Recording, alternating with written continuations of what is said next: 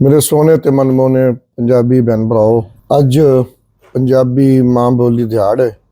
21 ਫਰਵਰੀ 2025 ਹੈ ਤੇ ਸਾਰੇ ਭਾਈਆਂ ਨੂੰ ਮੇਰੀ ਤਰਫੋਂ ਨੇਕ ਤਮੰਨਾਵਾਂ ਤੇ ਦਿਲ ਦੀ ਡੂੰਘੇ ਦਿਲ ਦੀ ਗਹਿਰਾਈਆਂ ਤੋਂ ਸਾਰੇ ਭਾਈਆਂ ਨੂੰ ਸਲਾਮ ਹੈ। ਔਰ ਜਨਾਬ ਅਲੀ ਹਮੇਸ਼ਾ ਹਮੇਸ਼ਾ ਅੱਲਾ ਦੀ ਰਹਿਮਤ ਔਰ ਅਫੀयत ਦੇ ਸਾਏ ਦੀ ਦੁਆ ਹੈ। ਸਾਡੀ ਜ਼ੁਬਾਨ ਪੰਜਾਬੀ ਕੋਈ ਸਾਡੇ ਵਾਸਤੇ ਐਡਾ ਵੱਡਾ ਫਖਰ ਨਹੀਂ ਹੈ, ਨਾ ਇਹ ਤਾਸੁਬ ਹੈ ਤੇ ਨਾ ਅਸੀਂ ਇਹਦੇ ਉੱਤੇ ਕੋਈ ਐਸਾ ਤਾਸੁਬ ਜਾਂ ਕੋਈ ਚੀਜ਼ ਖੜੀ ਕਰਨੀ ਚਾਹੁੰਦੇ ਹਾਂ।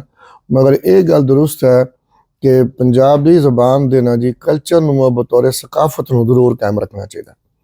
ਸਾਡੀ ਅਸਲ ਤੇ ਜਿਹੜੀ ਹੈ ਉਹ ਇਸਲਾਮ ਹੈ ਔਰ ਪਾਕਿਸਤਾਨ ਹੈ।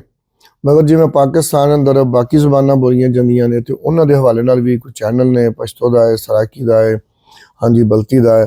तो मैं चाहना वा कि साढ़े भी हुकाम नूं पंजाबी सकाफत नूं पंजाबी ज़बान नूं कायम रखण वास्ते और इनू बेहतर करने वास्ते जी पंजाबी दे विच कोई लिटरेचर भी आना चाहिए, कोई मुकामी निसाब के अंदर भी कोई पंजाबी का हिस्सा शामिल करना चाहिए, तो कोई न्यूज़ चैनल भी बनाना चाहिए कि जिन्हें साढ़े पिंडां देहातां च रहने वाले ਬਜ਼ੁਰਗਾਂ ਨੂੰ ਜਿਹੜਾ ਨਾ ਜੀ ਪੰਜਾਬੀ ਦੇ ਵਿੱਚ ਕੋਈ ਮੈਸੇਜ ਦਿੱਤਾ ਜਾਵੇ, ਕੋਈ ਐਸਾ ਸੁਨੇਹਾ ਦਿੱਤਾ ਜਾਏ ਜਿਹਦੇ ਨਾਲ ਇਹ ਜ਼ਬਾਨ ਵੀ ਕਾਇਮ ਰਹੇ ਤੇ ਜ਼ਬਾਨ ਦੀ ਪਹਿਚਾਣ ਵੀ ਕਾਇਮ ਰਹੇ।